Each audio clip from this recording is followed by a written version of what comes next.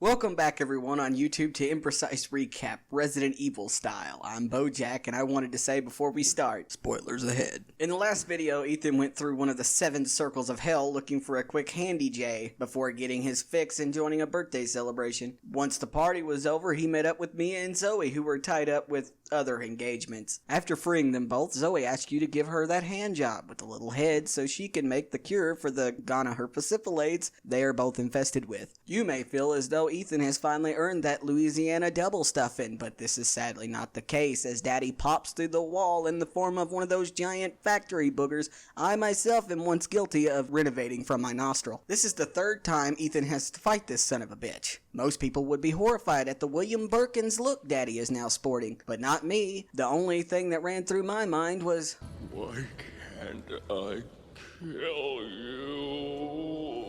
The point of this fight is to run around dodging his attacks while giving him 1 or 2 slugs in the old eyeball, which would be an easy task if he would stop wiggling his ass all over town. All in all, Ethan is victorious, although it was not without sacrifice, as Zoe yells at Ethan, ordering him to use one of the new batches of Clear Eyes she just concocted, which ends Jack's rampage once and for all.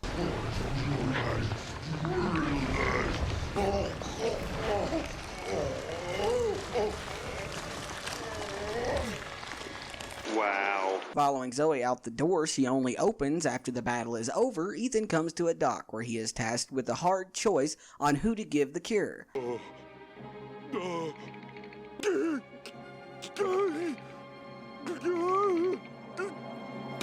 A choice which has an impact on the ending, which in turn means choose wisely. After you choose your destiny, you and your chosen concubine set sail, leaving the other sitting on the dock to inevitably succumb to her black tar infested super herpes. This is not the end of the adventure, however, as on his way out of the swamp, Ethan passes a giant ship of horrors. Just before the boat he is on is capsized by the Kraken. What the fuck? What is that? Once the cutscene is over, you wake up sporting boobs and a vagina, cause now you're playing as the tickle tease Mia, who makes her way over to Ethan and tries to wake him before he is whisked away by Mr. Stoner's tar monster.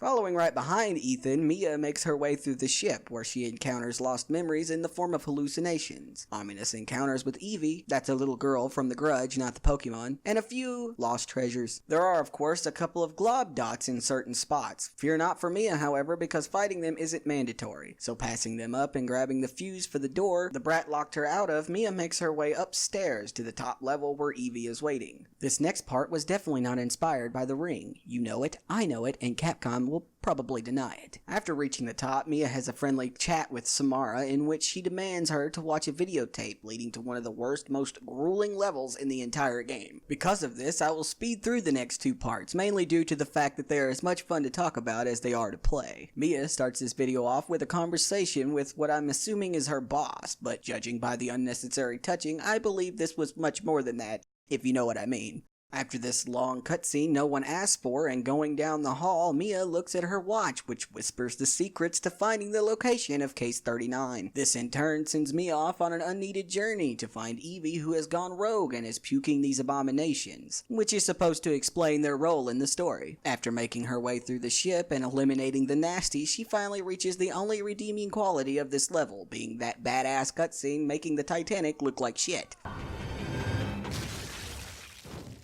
We'll be together forever.